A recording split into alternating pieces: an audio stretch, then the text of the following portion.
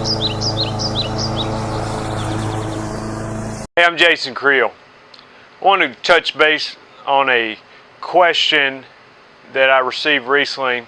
The question went something like this, and I'm paraphrasing, but someone was asking me basically, hey, I'm having trouble with what he called an employee mindset. And I had to clarify with him. I said, what exactly do you mean by an employee mindset? So he elaborated. He said, well, I was an employee for a long time, and so now, just for example, if I go and I've cut someone's grass and I charge them $50, basically, $50 an hour is what I'm making.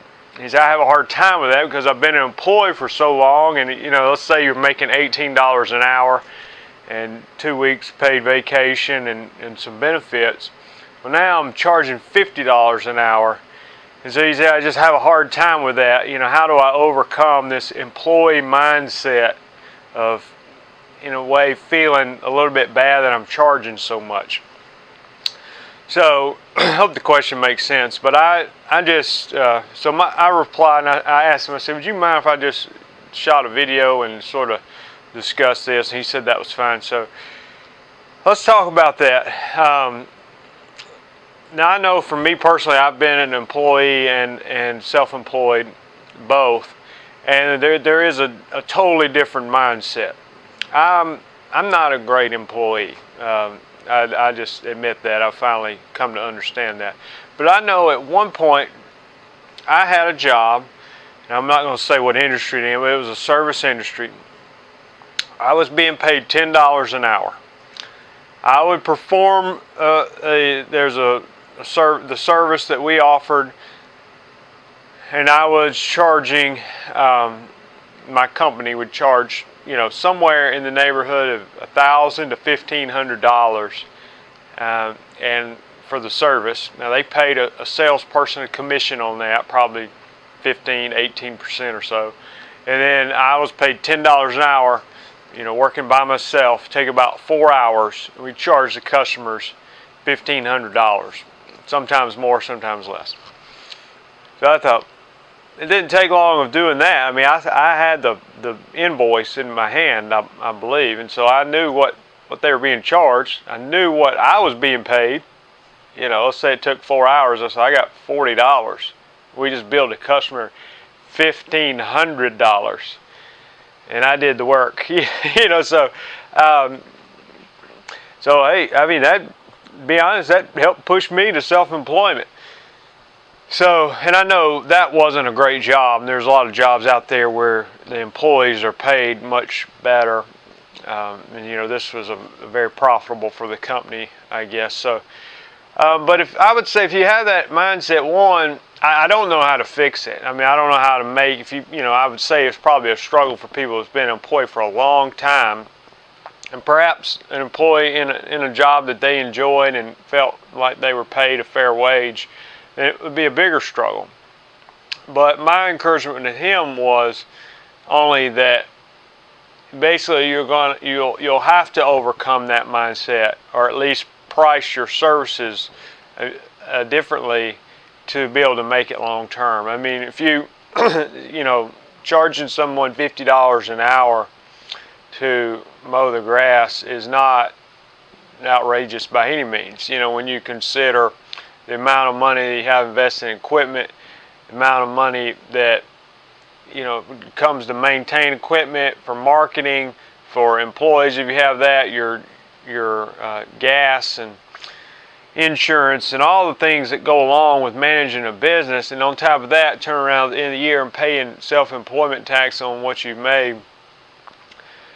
It's just $50 an hour. If you're one man working by himself making $50 an hour, I feel very confident saying you will not be rich at the end of the year after you get done paying for your expenses and everything. And so that's why it's so important to either generate more money than that, or at least at a minimum that. Like I said, $50 an hour, you'll make a living. I'm not saying that, but to eventually grow your business past yourself to where you can not only make money off your own labor, but also and or make money off of your employees' labor. And so I think kind of the general rule of thumb, if I've heard just from business sense, and y'all can chime in if I'm wrong, but basically an employee needs to generate about 3 times their salary to be worthwhile, to pay for themselves in a sense, and to make you a profit. And so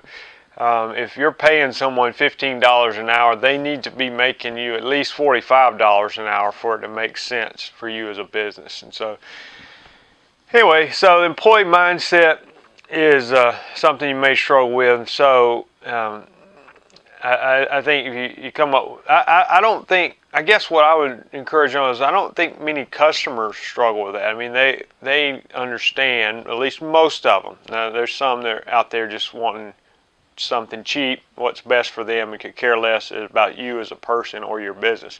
But for the most part, they know you have to make a living. They understand that, you know, you have to charge more than $15 an hour for your work. I mean, you can't make a living doing that and operating a legal business. And so I don't think you'll get a lot of feedback, or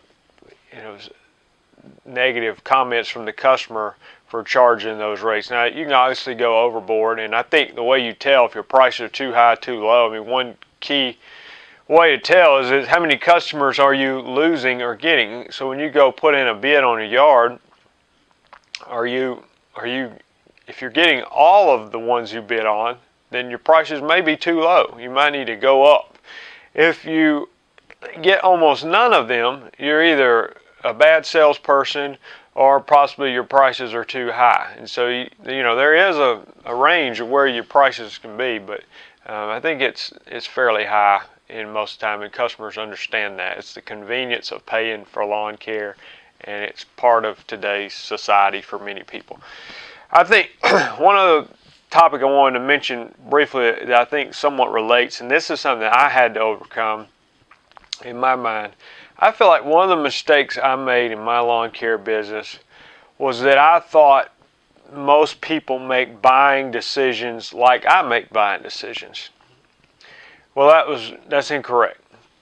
And I think it cost me. So I was pricing my services too low and needed to raise it because I thought that's how I would pick someone. Well, at a period of my time in my life where I had very little expendable income. So just to give you an example outside of lawn care, let's say you want to go out to eat with your family on a Friday night. And do you pick a restaurant and you say, well, look, this is an all-you-can-eat buffet. It's $7, and I got a buy one, get one free coupon. So we can take the whole family, and it's going to be less than $20 tip and all. That's just an example, and the numbers may be off. Some people think that way. I mean, there's times in my life that I think that way, and I still am not afraid to use a coupon on a given occasion, though my wife is definitely upped my eating out budget significantly. There's another group of people who have zero regard for what it costs, and they want quality no matter what. So they're going to go eat at a nice restaurant, and if it's $100 for a man and his wife to eat dinner, and they want a glass of wine, appetizers, dessert, the whole whatever, they don't care. They pay it, and they really don't care because they have the money, and it's just something they enjoy, and they don't care about that just cost $100 to eat. And then there's all levels in between that of people who, and so it's the same thing in lawn care. Okay, you have customers, and this is part of the problem I had doing a direct mail that had a coupon in it. One, my response was not that great, okay? But two, the type of customer, I think this was the bigger problem.